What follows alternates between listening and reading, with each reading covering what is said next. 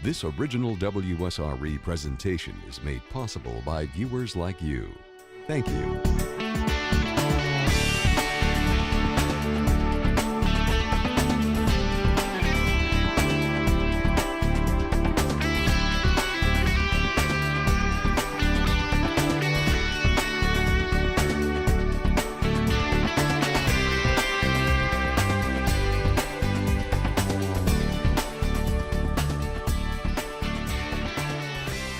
My greatest fear is that if they can't plug the hole, if you will, and stop the bleeding of the oil now, then we have a situation that we could be dealing with for months and months. And, they always say in emergency response, you want to be prepared for the worst, but hope for the best. Well, we need to prepare for the worst. We have over 700 miles of coast in Florida just on the Gulf Coast side, let alone the Atlantic. If we get an easterly wind and this keeps spewing out of the middle of the Gulf of Mexico, we could have a lot of it all over the state. And so I want to make sure that all emergency operations centers, not just here in the Panhandle, but throughout Florida, are prepared, ready, aggressive, leaning forward, doing what's right to prepare for the worst, but we all pray for the best. Florida Governor Charlie Crist expressing the concerns shared by millions along the Gulf Coast. Tonight, oil continues pouring into the waters at the rate of about 5,000 gallons or 5,000 barrels a day, the result of an explosion that tore apart the Deepwater horizon on April 20th. Now, a giant concrete containment dome is at the scene right now, and we should know soon, not maybe tonight, but in the next day or so, whether it works. Hello, I'm Lloyd Patterson. This is a special one-hour live edition of Connecting the Community here on WSRE TV, PBS for the Gulf Coast. Our goal tonight is to bring you the latest information and try to get answers, something that's been in short supply, it seems. Joining us this evening, we have Hope Lanier of South Carolina. She is BP's Regional Director for Government and Public Affairs. We welcome you to our program. Darryl Boudreau, Assistant Director of the Florida Department of Environmental Protection, an important agency in this discussion. From Okaloosa County, we have Matt Gaetz, House District 4's newly elected representative. And here also is Brunie Emmanuel, Chairman of Program 7 Services for BRACE, a volunteer organization that has a lot to do with preparing for disasters and helping people. And Goodin is chairman of the Santa Rosa County Commission, who is representing the county's emergency management team as well. Now, Homeland Security Chief Janet Napolitano is in the area, and we'll be hearing from her in a bit. We have some other guests who will also be joining us. But thank you for joining us. This is special Connecting tonight, talking about that oil in the Gulf of Mexico. Do we know tonight, is the situation any better? Hope? Well, I think the flow continues, which is the bad news. The good news is that dome is ready for, it's staged and it's out in the Gulf and ready to go down in the water. And hopefully we'll know how well it's working here in the next couple of days. Good. Now, Darryl, no oil has hit the Florida beaches, right? That's correct. Right. Okay. We've got beach assessment crews out right now. Starting from the Alabama state line, we've already done up through Pensacola Beach Pier, and starting tomorrow, we'll be moving from the pier and heading east with a baseline assessment. Now, Matt Gaetz, you have a special concern for Okaloosa and Santa Rosa County waterfront. Have you been watching that? Any oil in that area? Well, none yet, Lloyd, but I think we have to answer the fundamental question as the state of Florida, and that's who's ultimately responsible for the protection of our citizens. Is it British Petroleum or is it the state of Florida? And I definitively believe that it's Florida's responsibility to step forward and make sure that we're well prepared. You asked the first question, what's gotten better? And I think what's gotten better is that we've decentralized some of the authority to make decisions to local governments so that emergency operation centers can start directly engaging with vendors and making sure that sensitive environmental areas are boomed and walled off. We've also done a far better job in the last 24 hours even in making sure that innovative solutions that can help alleviate the problems that may come are getting to the top of the food chain so that they can be acted on. And we've had people who've emailed us. We invited questions to WSRE tonight for this program, so people have offered some fairly innovative solutions and ways to sop up the oil, and we'll try to get to those questions in a little bit. But first of all, Goodin from Santa Rosa County, let me talk to you a little bit. What's your read on the situation as of this moment? Well, there's, I think, room for some optimism now. There hasn't been maybe in the last week, but the weather's great. The beaches are beautiful. We're not in any kind of catastrophe. the promise is right around the corner. I've been fairly agitated all week. I have to tell you, I'm in a better mood tonight than I have been in the last 3 or 4 days. So hopefully the dome works. They're able to get that flow shut off, and we go about the business of cleaning up the Gulf so we can all enjoy it and not have to be stressed out and riddled with anxiety. And there are indeed a few positive points to be made tonight. The fact that there is no oil here in Florida, the beaches, the fishing boats are still going out. The motels, the hotels, the tourist businesses are still open, although there's concern about cancellations. And so there are some things that are happening that are fairly positive. Absolutely. We do have cancellations, though, and we have opportunity lost, which is really difficult to measure. Things I've asked the governor and Department of Revenue and the universities to maybe help us tackle that problem, because this area between Pensacola and Panama City was on the rebound. This was our year to recover. And our bed tax collectors had a good year last year, expected to have a really good year this year. We had noted that people were waiting longer to make reservations. Now we're curious what's going to happen. Will they make those reservations, and how do we calculate that opportunity lost? Right, and what's that going to cost the area? One of the things that when this area is hit by a hurricane, which would be almost nice in comparison to this because you kind of know what you've got with a hurricane, but people really come out and they want to help. They want to volunteer.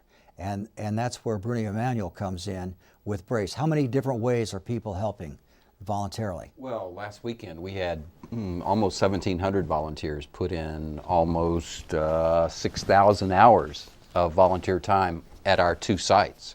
And now the volunteer opportunities are a bit dicey because we don't know what's going to happen. If the slick makes landfall, then people need to be trained for, in hazardous material kind of handling. And that's a whole different level of volunteer than the people going out and just getting debris off the beaches. Okay, we'll come back to that. We did invite people to send in emails, and someone, Brian, sent an email, and he asked a question about this very thing. Why do any and all the efforts by Joe Citizen have to be blessed by BP, Florida Department of Environmental Protection, U.S. Coast Guard, etc., for a simple no-brainer like picking up beach junk before the oil gets here? And that seems like a fair enough question. Why would they need clearance from environmental protection to do something like that? And I think it gets down to there's some unforeseen consequences that can happen. It's like for right now, we've got several examples of people saying, let's move the dirt or the sand out of the way so that it doesn't get stained by the oil. But this is also the season for sea turtles to be nesting and shorebirds to be nesting. And so what we don't want to do is create another problem by trying to solve, the first problem. And so I think it's more not necessarily blessing it, but it's making sure that what's being done is not creating another problem that we may not, that person may not be aware of. If I could just go back to the volunteering, another interesting question we've had coming in was kids want to help. This is their community. We're seeing an incredible amount of environment or just community involvement and citizenship. And the kids were frustrated, so I got a call 2 nights ago from a band director in Pace High School wanting to know, how can I get these kids involved? They're really looking for something. So we actually talked with Lucia at BEP the other night and came up with a great idea. The message needs to get out to the folks what they can do and what to look for. And so we're going to, help funnel the information to the kids and let them use their Facebook and their networking skills to get the information out. Okay, and also, one second though, let me, before we go to that, we were at a meeting the other day, and you were there too, Gordon Goodin. You were in fact leading the meeting at Pensacola Beach. There were hundreds of people at the church there. It's built to hold maybe 300, and look at the people are standing in line there, waiting for a chance to talk to somebody, and there were BP representatives there. Darryl, you were there. There's Gordon Goodin there trying to, and everybody has a million questions that they want answers to. But Hope, do you have any more answers tonight for people about their questions? What caused this? There's just hundreds of questions. Do you have any more answers tonight than you did a few days ago? The answers about the whys and the wherefores are all very good questions, and we'll need to get to those. But the people that are going to need to address those are really focused right now on stopping the bleeding, and that's the most important thing. And there is going to be time, and there will be a concerted effort to sit down and find out what happened from a technological standpoint, what should have been done differently, what could be done differently in the future. But right now we're focused on stopping the bleeding, cleaning up the mess, and then we'll be able to sit down and try to address that. And I know that frustrates people not to be able to point their finger at a specific cause right now, but there will be time to get to that once we stop the immediate problem, which is the hole in the bottom of the Gulf. Now, I know we're going to put you on the spot here. You guys are all dealing with BP on this thing.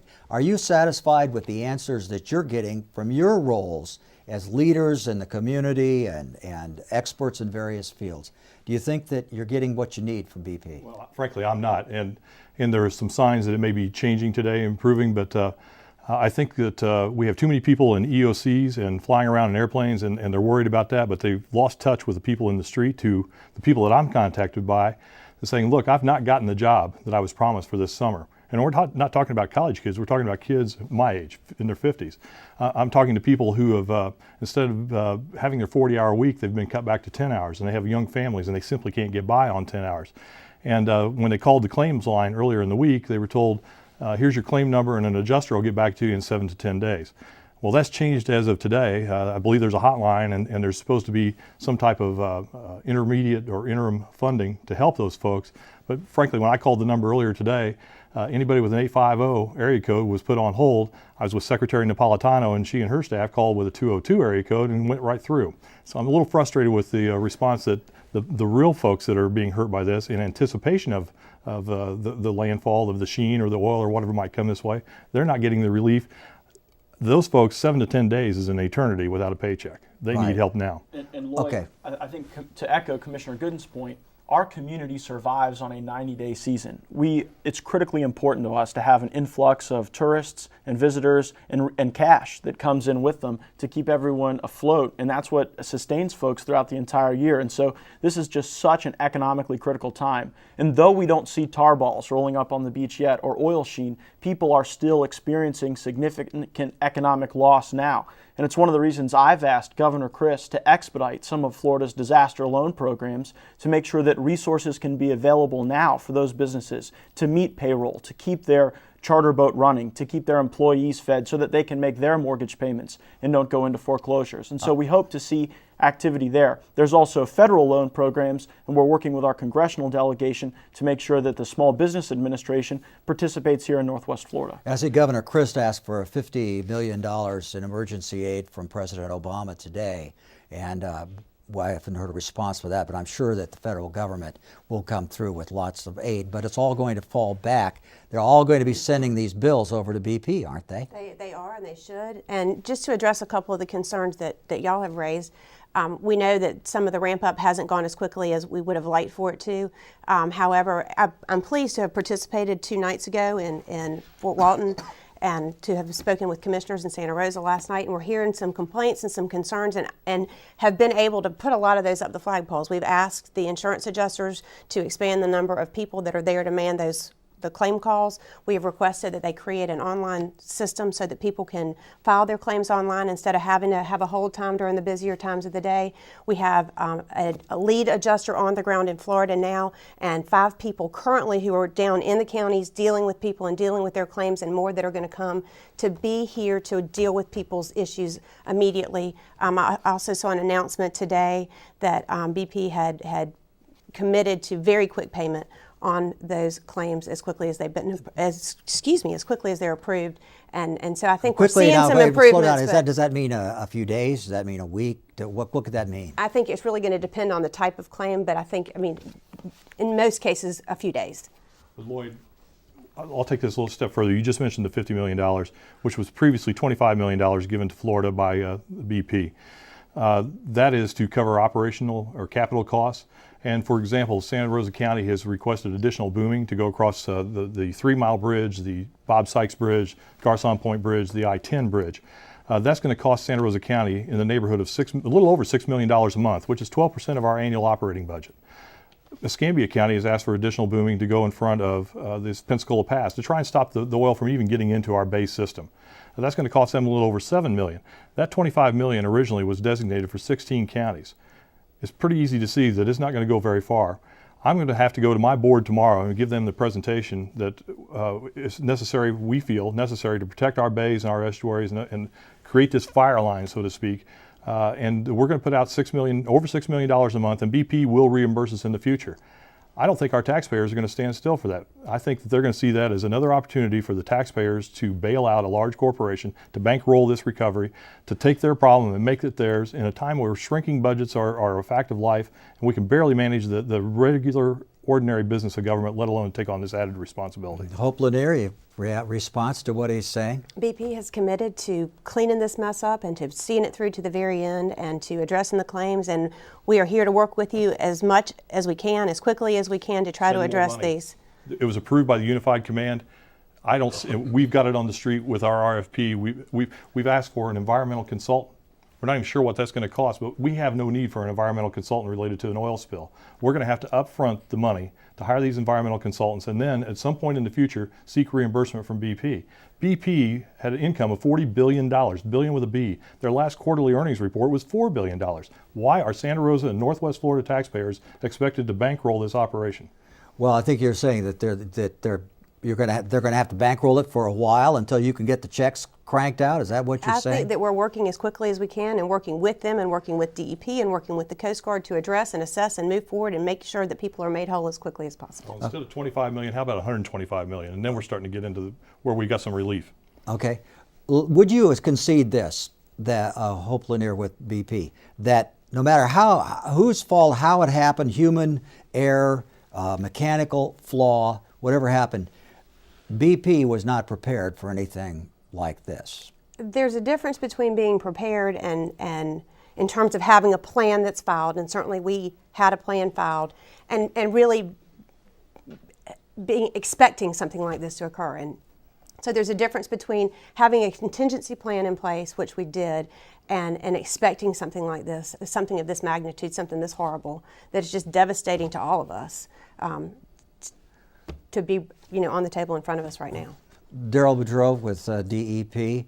I asked the question earlier about were you getting the answers that you need from BP. You said what? I think we are. We Okay, actually good. were working very well together. Because there are not many people who are standing up and saying, "Hey, BP is really doing a job here," and I want to. If somebody says that, I want to be fair and give them a chance. Right, and I can give you a couple of quick examples. We sent Tuesday, Okaloosa County. Was that Monday or I'm losing days. Tuesday, thank you. We had a demonstration from Walton County about using hay to get the oil and sop it up basically. And I had called Gulf Power that night to see could they use that as a fuel source, and found out that the way their burners are, it would be they couldn't get the hay into the burner safely. Having said that, I got an email yesterday from IP saying that they could. They had the right type burner that could use it, but they wanted an analysis of the oil that's out there to see if they burn that oil, what kind of emissions would it create. And so I've asked, BP this afternoon to get me that data, and it's coming, as I understand. I think it's there. Okay, so plus we got the MSDS, the material safety data sheets for the dispersants. I got those probably within 12 hours of me asking. So I have at a local level, I'm getting the answers that I'm asking for. So I got to say that's my experience. Okay, we're seeing booms that are. We got hundreds of miles. We got thousands of feet of booms that are being positioned around Northwest Florida. Are these things? How well do they work? Are booms a good answer? Is that just part of the answer? Or? It's part of the answer. It's really highly weather dependent. If you've got a calm day, low winds, they're effective. But if you start getting 1 to 2 foot seas and they're starting to rock up and down, you got wind pushing it, they're not going to be effective. That's also one of the problems. You want to keep the oil out as far as possible, but where you can do it is inside the pass, is where you got the calmer winds, the calmer waves. So really, you need to have them there, because you never know if the oil is going to hit here. But you want to have the booms in place, ready to go, ready to be deployed, when it gets here, if the conditions are right, and it will work. Is the weather still playing on the side of the beaches here? Is it working in our favor at this point? It's a double-edged sword. It's a double-edged sword, Lloyd, because the same weather that is keeping the sheen plume far from shore is also having an effect to spread the sheen plume to make it larger. So more areas may feel an impact. They may feel it later, and they may feel it to a lower degree. But I wanted to get back to one of the concerns Commissioner Goodin had, and I think it's a really important one to analyze, and that is that there seems to be a structural difference in how we're dealing with this disaster and how we've dealt with disasters in the past. We're used to hurricanes where local emergency operation centers and local counties have the authority to make decisions and have the resources to make them, and it can kind of be a bottom-up approach to problem solving, where even block by block and neighborhood by neighborhood, people can get answers and organize and get together. I think what's so frustrating to many of the people that I've talked to, that I know Commissioner Goodin has talked to, is that this seems to be a top-down system where most of the decisions are made in Mobile, and that we're consulting with Mobile and hoping that resources trickle down. So I think that the best way to shatter that structural deficiency is to get more resources at the local level. And I really don't think that should be the challenge that it's been. So hopefully our governor, the Secretary of DEP, Mike Soul has done a great job communicating with folks, making sure that local residents are aware of, candidly, of what challenges exist. But if we can shake loose those resources in Mobile, in Tallahassee, and get them down to the local level, I think people won't be as frustrated because the decisions will be closer to them. But don't you think, doesn't someone ultimately have to be at the top? There has to be some decision maker. I mean, the headquarters right now is Mobile, right? That's where the big battle is being led from. But don't you have to have somebody someplace who's saying this is what we're going to do and this is how we're going to do it? You can't have 100 county commissioners running around the Gulf Coast trying to make these decisions. Well, Lloyd, of course, the Coast Guard will run point and make sure that everything is done in a strategic way so that we're not working against one another. But the challenge, the frustration that Commissioner Goodin feels, that local government officials feel in Okaloosa County, Santa Rosa County, is that when we want to get boom in front of a key bayou or estuary or pass, we don't want to have to wait for Mobile to bless that decision. If we had the resources, the contracting authority, and the vendor lists, we're ready to get to work. And the good thing about Northwest Florida is we've been through some challenges before. It is not as if we are not battle tested. We know how to work together, neighbor to neighbor, block to block, community to community. Great cooperation among the counties, but without the resources, without the authority to make those decisions, I think we'll continue to be frustrated. And certainly it's the local legislative delegation's job. It's our obligation to make sure that when there are resources in Tallahassee, they make their way to Santa Rosa County, Okaloosa County, Escambia County. We invited people to email their questions. Now there's a look, by the way, of where this oil, the darker sections are where the deeper concentrations of the oil, and you can see these at the latest from on our website, WSRE.org, oil spill, and all the connections to the people who are here tonight as well. Asked people to send questions, and one of them wanted to know, everyone seems to concentrate on surface oil. What about oil that had been dispersed by chemicals? Is it still oil or is it some other hazardous chemical? Will these enter chemically dispersed? Will they enter concentrations that will cause a negative impact to wildlife? I can't answer that. That's not, right now we're focused on the oil and that we may hit the shores and preparing for that. The MSDS sheets, that's one of the reasons we asked for it, was to kind of see what chemicals are in there and what could we, asking our biologists what kind of impacts could be.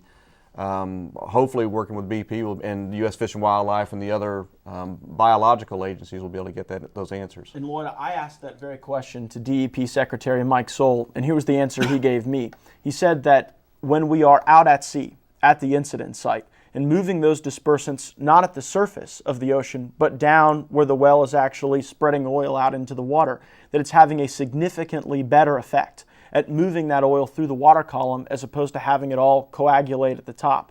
And so that's a good thing if we can keep it out at sea. Of course, it's never a good thing to be injecting chemicals into the ocean of any kind, but all of the smart folks that do this, the scientists and biologists, and Secretary Soul is a biologist, seem to indicate that that is the best way to mitigate any environmental impact on shore, is to spread those pollutants through the water column further out at sea. And just to clarify on that too, from a safety standpoint, BP is working closely with the Coast Guard, but also with the EPA and DEP to do water monitoring, air monitoring, and to try to be as cautious and environmentally sensitive about those treatments as we possibly can be.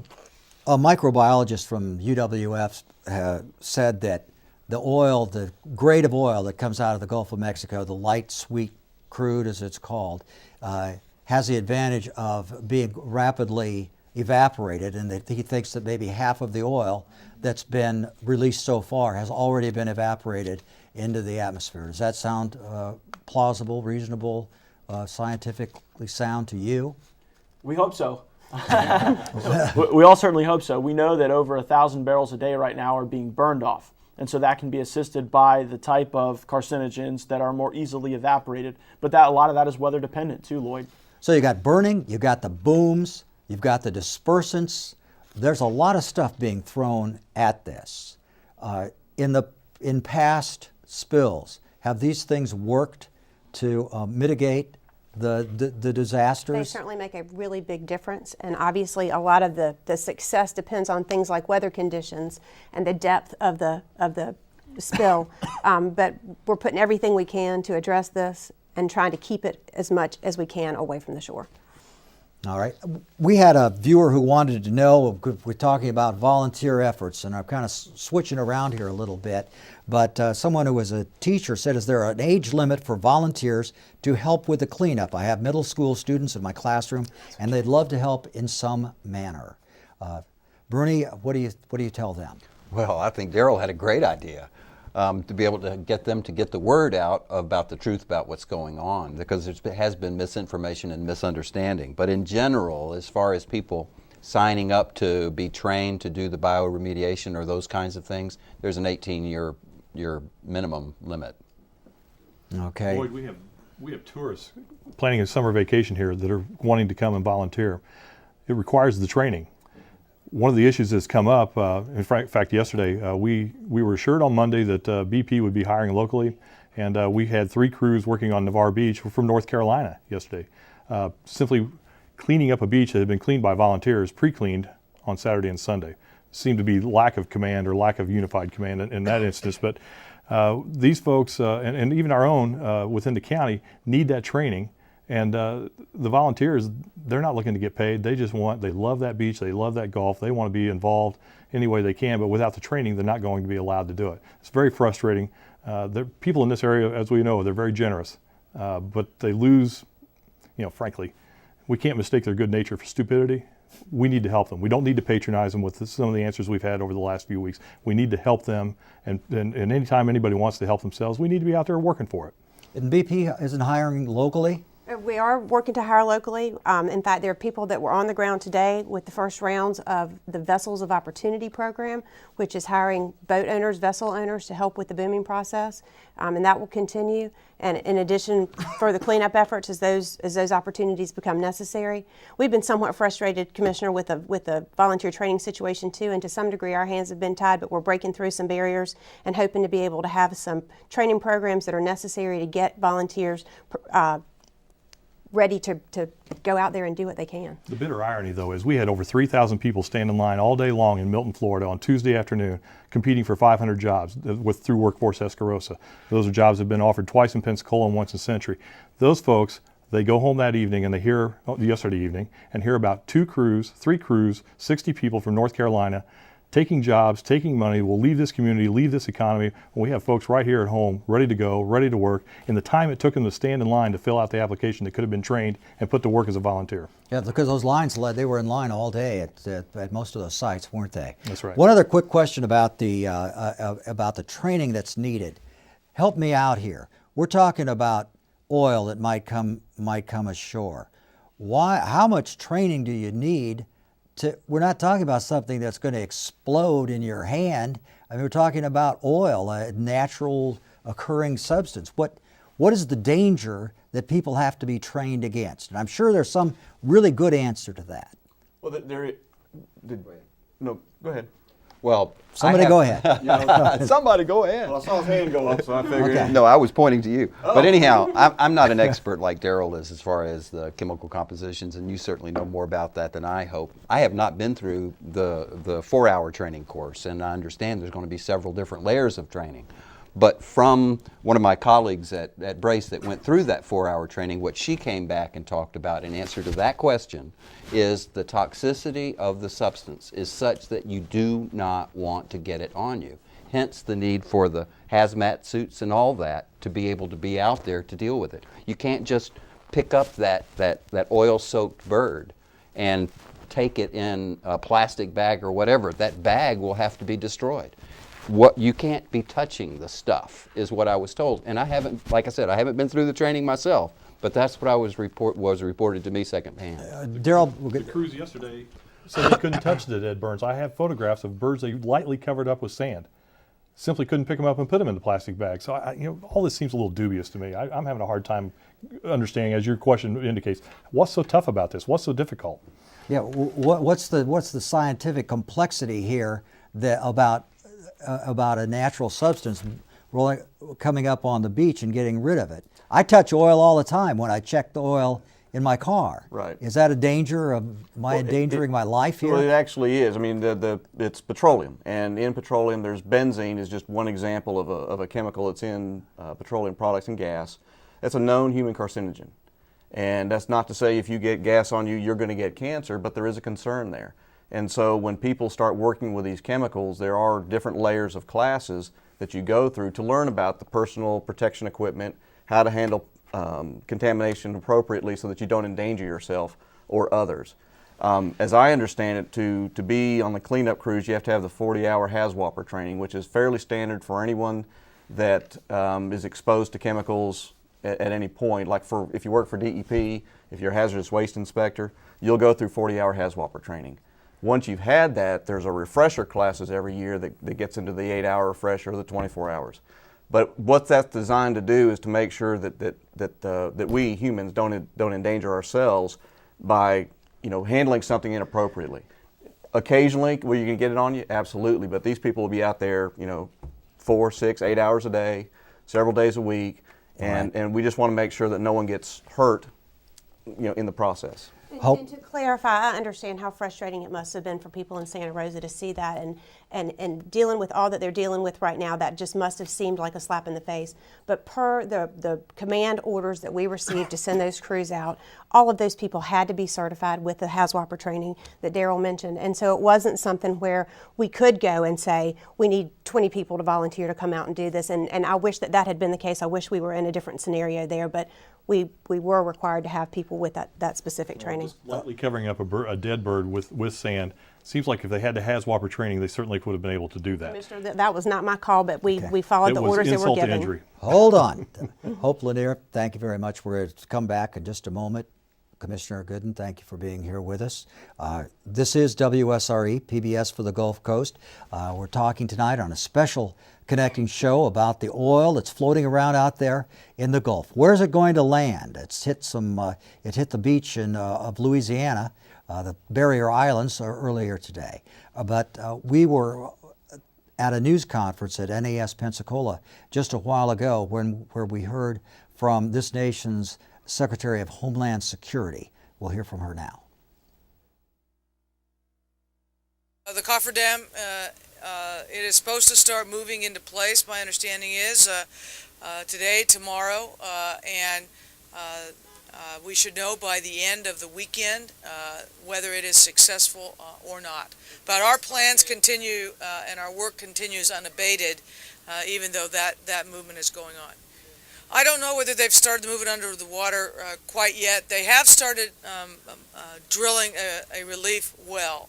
And of course, the coffer dam is only a stopgap measure designed to contain the spill of oil until an actual relief well can be drilled. And that drilling has already begun. We announced a 10-day emergency fish closure of the affected parts of the Gulf.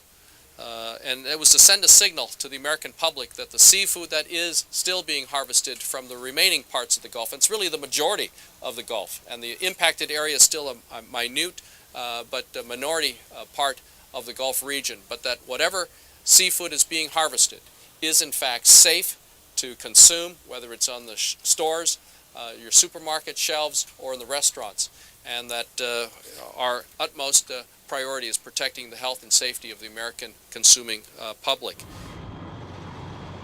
Well, this is the scene at NAS Pensacola near Allegheny Pier, the staging area where booms, thousands and thousands of feet of them, and other equipment are being gathered to be used against the oil spill. It's still pouring out of the bottom of the Gulf of Mexico, about 70 miles south of Louisiana. 5,000 barrels a day continue to come up from the ground, and we should be hearing, we hope in the next day or so, whether that coffin dam that the Secretary just referred to is actually going to do the trick. And that giant glob of oil is still floating around out there in the Gulf. It's a 100-ton containment structure that is making its way out there, or is on the way down now. We've had guests tonight. We have 2 more guests that we've added to our rundown, in addition to our BP representative, Department of Environmental Protection in Tallahassee, and State Representative Matt Gaetz. We welcome to our program faces that are probably pretty well known to you, Grover Robinson, Escambia County Commissioner, and his district includes that Santa Rosa Beach area. And you've been out there a good deal of time watching and talking to people, I know.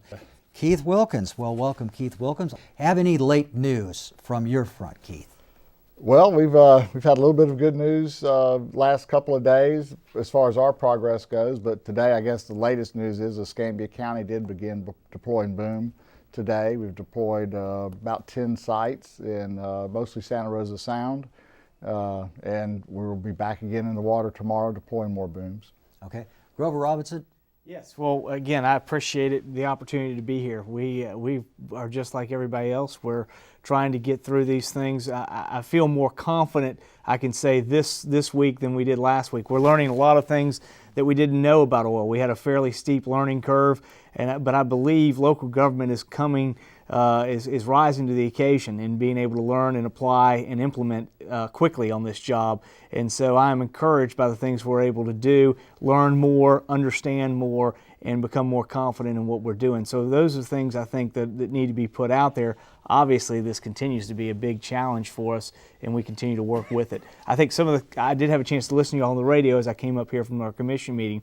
I think many of the comments that Commissioner Goodin indicated from Santa Rosa County, as well as those that I think Mr. Gaetz had indicated from Okaloosa and Walton County, are the same things that are going on in Escambia County. There is the challenge of it feeling like a top-down mentality, and we've been working through that. But those things in the communication continue to get better. We're better this week than we were last week, and I think we will continue to improve. I asked Commissioner Goodin if he was satisfied that he was getting the answers he needed in a prompt, relevant sort of way from BP, or what do you say? You know, I think the challenge is most of the answers we end up getting are I don't know, and again, that's what we're working through. So we're working the best we can to implement a strategy that we think will work. And along those lines, I'm glad to say that at least Unified Command has approved many of the things we've done. Some of the things we're still working on getting approval on, so we continue to do that. But overall, I think we're making progress in those issues. I don't know if Keith has any comments he'd like to make. Well, just I guess with regards to communication, that was one of the discussions that I'd heard. There's a lot of frustration in the community. There's been a lot of frustration with county staff. There's been a lot of frustration within the Coast Guard at all levels. This is something that has taxed, I think, everyone's abilities to respond. So I don't think we point the finger at anybody. I have difficulties communicating with people on my staff with this issue too, and just getting all the data into one place so we can look at it, study it, and determine what our next steps are going to be. So it's a challenge. Yeah, you talk about the problems at the official level, and there's a lot of important stuff going on there. But a lot of people who are fishermen, people who love the environment, who love the sea turtles and the dolphins and all the other things that could be affected by this, and are they getting are there answers for them? Well, or is it more, it's really a lot of I don't knows, isn't it? Well, sure, it is, Lloyd, and we are familiar with the hurricane context, where for the most part, other than loss of life, there's nothing that can't be fixed with money. When buildings are blown down, when beach renourishment is needed, more resources can fix those things. But your question points out the very real fact that if oil enters our bayous and estuaries, if it gets past booms as a result of bad weather and impacts those ecosystems, that's something that money can't fix. And we could have serious species impact that not only damages the ecological diversity of our community, but also has a very real economic impact on the fisheries that we rely on. And so that's something that we pray doesn't happen. We hope that our preparation does as good a job as we can do to mitigate that. But as you've said, all of us now are praying and hoping for a 100-ton dome to be able to successfully cap a well a mile into the ocean. There are so many different aspects and possible impacts from this oil. One hardly knows what to worry about first. Well, I think there is sort of a follow-up to the comment that was just made, and I think it's the challenge that we're all seeing, even with it still 70, 80 miles out to shore. We talked about this today and yesterday with Attorney General Bill McCollum, and today with the CFO Alex Sink being here, that we are essentially in an economic purgatory. We are beginning to hit the peak season for all of us from a tourism standpoint, what we depend on in Northwest Florida for those jobs in our economy that help fuel our tax base and a variety of other things here. And again, we are in a situation where the beaches are still open. It's still nice water, clean beaches right now, but nobody's coming because everybody's very fearful of what's out there. We have endured, as somebody said, probably $1 billion worth of negative press. It's going to take a long time for us to work through this process. And again, so even without even having any impact environmentally yet, we are having tremendous economic impact. And I think the challenge is going to be, and I appreciate the things that Mr.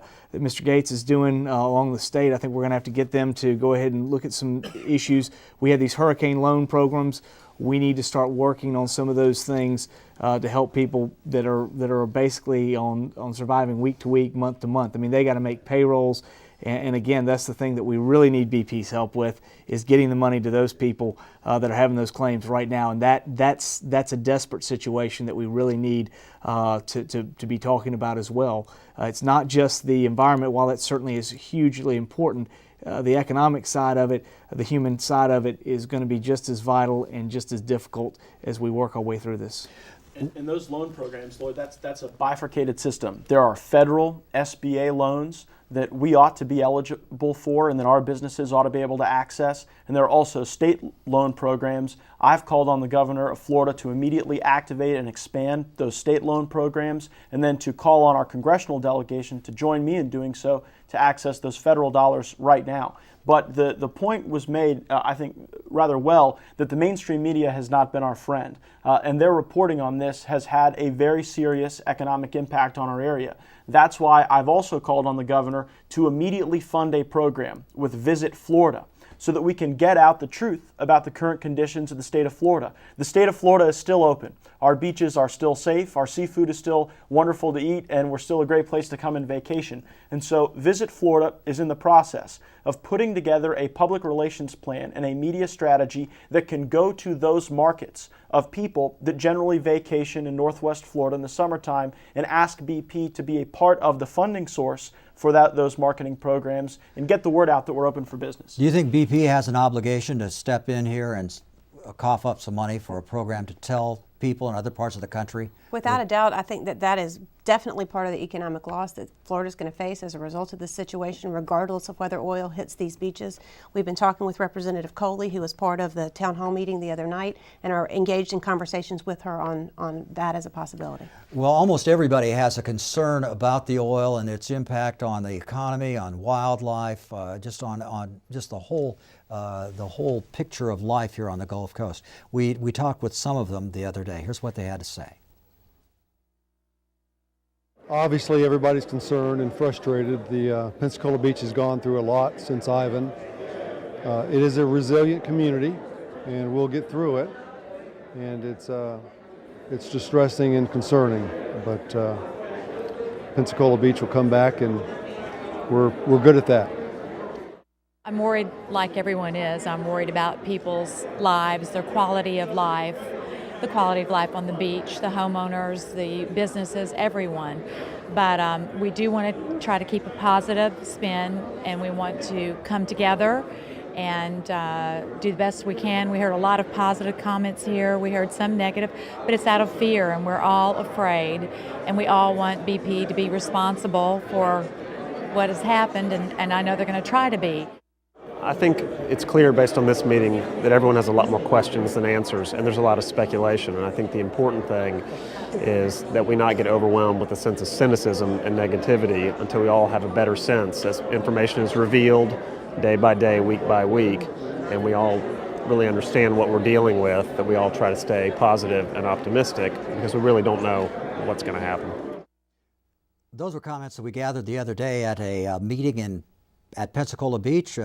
Hundreds of people inside there. If you'd like to see the whole thing, WSRE taped it, and it's available on our website. And if you watch it, you get the feeling, Grove Robinson, I know you were there, of how much frustration, anger there is in the area over this. I was there, and I felt the anger, and I think there's one reason that we're seeing some of the anger again come up, and I think it's one of the issues that's there. Northwest Florida, Florida as a whole, has historically said, you know what, our tourism, our beaches are more important to us than drilling for oil. Now the other states, Alabama, Mississippi, Louisiana, Texas, and the Gulf have made a decision that they think offshore drilling is and that's good. That's for them to make that decision, and we that's certainly the decision they made. But they've reaped the benefits of having oil in their community. We have no benefit. We get nothing from the oil community here, and we are about to be saddled with all of the cost. And I think that is where there's a lot of frustration and anger coming at, and I feel that. And again, as I said before, we are depending on BP. We've had a lot of good comments. They've said a lot of good things, but I'm waiting to see the delivery, to see the economic money come forward. I mean, I think the best thing they could do for us now is to show some money here and begin to get it in the hands of those individuals that need it. That's what we need at this moment. But don't people who drive down here for vacation, don't they benefit from the oil that comes from the Gulf of Mexico? Well, certainly. Again, one of those things are connected. But again, one of the things that I think is more important is I'd sure like to see more refineries. I've yet to see where oil and gasoline tend to be. They don't even go in the same direction these days. So to say what's happening with oil, again, oil can be sold on a worldwide market. The barrel that goes up here, who knows where it ends up being refined. There are a number of things that we're going to have to consider as we look forward to what we do with our own strategies. I mean, me personally, I drive a Prius. I decided when it got to $3 a gallon, you know what? I need to be more responsible about what I do. And again, those are the decisions that we can all make individually. But this is one that we didn't make this decision, and this is being dumped on us.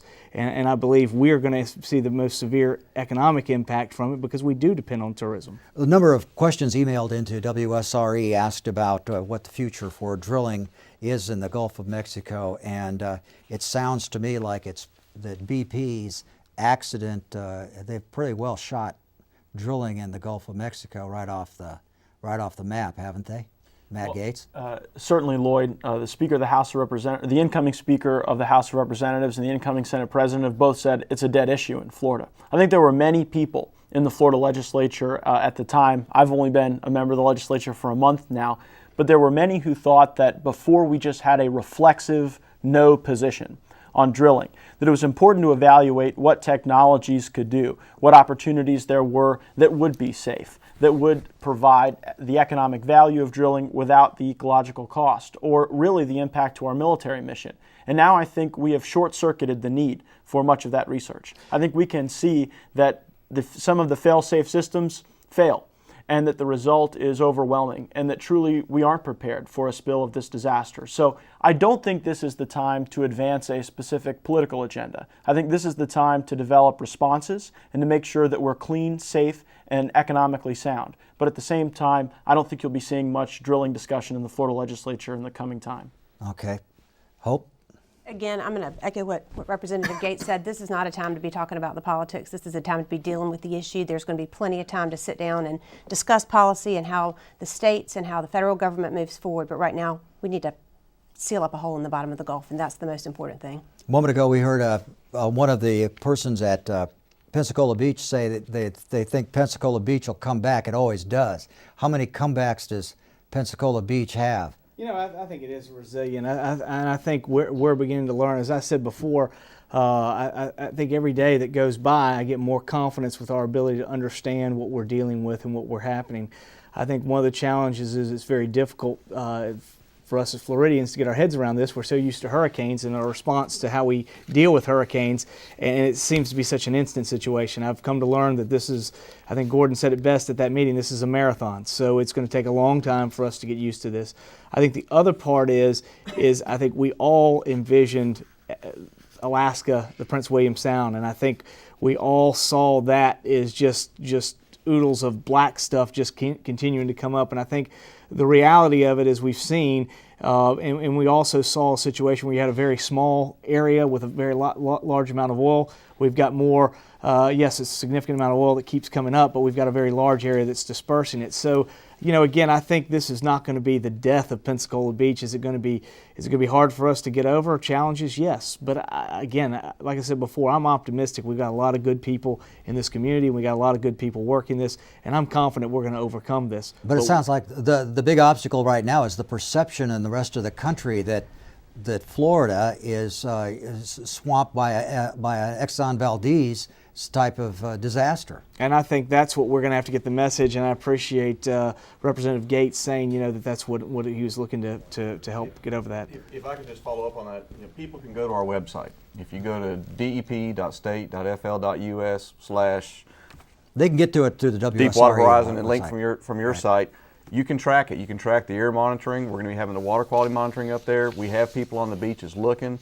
Right now, we're not impacted, and I think that's the important message to get out. What I want people to remember is we're working with the counties. We're working with the cities. We're developing plans. We've been working with Escambia County on the waste management plan, how to handle it if and when it gets here. The important point is not here. We're still open for business. You can still come here, and while you visit our beaches, we're working on the plans. And Lloyd, I don't think there's any modeling that anyone has seen that indicates that Florida's going to have an oil slick. You know, there's a difference between an oil sheen that's about 1 millimeter thick and an oil slick, which is what we're familiar with seeing in Prince William Sound after Exxon Valdez. We're never going to have, we don't think, knock on wood, an oil slick in Northwest Florida. One of the things that we do need, that folks need to be on the lookout for, is when they see tar balls or tar mats that may be as big as your dining room table that start to float in, those need to be immediately identified and reported to DEP. Because if they're identified soon enough, we can get skimmer boats out to pick them up and get them out of the way. If they're not identified, they collect sediment, sand, seagrass, and they sink to the bottom, and then they become tar ball generators over time. So if there's something that folks can do when they traverse the beach in the coming weeks, in the coming months, if you see the effects of this spill in the form of tar mats, please report them right away, because that's what will help us from a long-term viability standpoint. And you feel it's more likely that we'll see that kind of impact on the beach here rather than the specter of a big flow of crude oil hitting the we still have a hole at the bottom of the ocean that hasn't been closed. So I think it would be inappropriate to say that anything is completely off the table. But based on the current flow, the current projections, and what's in the Gulf of Mexico right now, there is no model, and it's critical that folks know that, there is no model that indicates that we're going to have oil slicks moving in wave by wave like we've seen in Alaska or like we may see in the Chandelier Islands in Louisiana. Okay, damage at the Chandelier Islands, what have we heard about that? Is it threatening the wildlife? Is there, what's the concern there? I actually talked to our Bureau of Emergency Response right before I left and asked, what's going on over there, and it was interesting. The comment is actually encouraging that the tar balls that they're seeing, they're staying on the surface. Because they already weathered and they've got like a shell around them, and if you can get there and get that up, they're not getting into the soils. So it should be a much easier cleanup than when you're getting in there and you're having to go through layers of sediment. And it also appeared from what I have seen that at least for now the seas are really helping us out, the winds are really helping us out, and the booms are holding. And so if we can continue to, I think we've been blessed by this additional window of time here to continue to be able to prepare, and that certainly has been a huge blessing for Florida. And I think that some of that preparation is working now in Louisiana as well. Keith Wilkins? I was going to say that is part of our strategy, is to look and see what's happening in our neighboring counties and neighboring states, and look at how it is coming ashore. Is it coming ashore in in mats? Is it coming ashore as a sheen? And just look, and also to learn from them on how they're dealing with that and cleanup technologies and ways that might be more friendly to their community and tourism. So part of our assessment of the situation is to keep an eye to the west and see what they're having to deal with. Okay, how good is the science in predicting where this oil is going to go? My observation so far is that the forecasting that I've seen has been disappointing. It's been 2 days away from Pensacola for 10 days. And we keep saying we've got a breather here, but and I'm sure there's great modeling out there. I haven't seen it. Can I just, go ahead. Go ahead. Well, I just want to give you a quick example. If y'all remember last year, Florida was predicted to have a Category 3 hurricane. Sunday night, we went to bed thinking we're going to get a Category 3 hurricane Monday morning. Anybody remember that Monday? Yeah, it was a beautiful everything day. was closed. And how much? Yeah, we closed, and we got questioned on that. But again, going to bed Sunday night, we were getting a Category 3. Well, I think that illustrates the difficulty in modeling. We know more about hurricanes, we have more studies in hurricanes and more science behind it, and in 6 hours it goes from a Category 3 to, it's less than a typical thunderstorm around here. So there's just a lot about the currents that we don't understand. Absolutely. I mean, we can predict the weather, we can try to model it, but it's going to do what it's going to do. And I hate to say that, I know there's a lot of frustration out there, but I think it's irresponsible as to say, it's going to be a 5 on a scale of 0 to 10 or anything else. I think we need to focus on developing the plans for how we're going to treat it if it gets here, and look to the science, but really focus on planning. I think that's an important point. We sometimes forget just all that rain we had. And again, we certainly try in the state of Florida. That's why we have retention ponds, detention ponds to keep that water from entering. But the water brings off a lot of impurities, and it's amazing. The Gulf can sustain a certain amount. Now that's why we got to cap it. I think Representative Gaetz was right when he said the important part is we got to get it capped because it's got to be a finite amount. But again, the solution to pollution is dilution. So the more, if we can get something, we have a large enough area to disperse it over, the Gulf will take care of itself in some of those things. So again, we're learning all these things. I was amazed when the waves were coming in, we were talking about the different things that it does.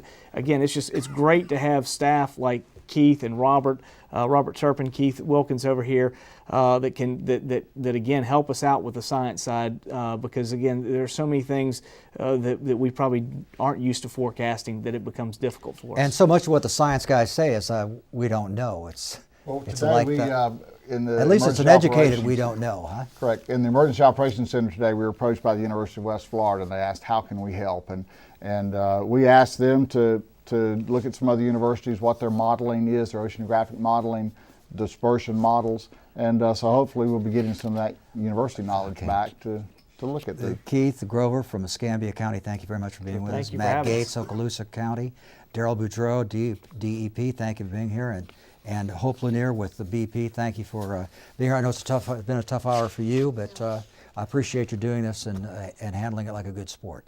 That's it for tonight. Our website, WSRE.org, with more links. Thanks for watching.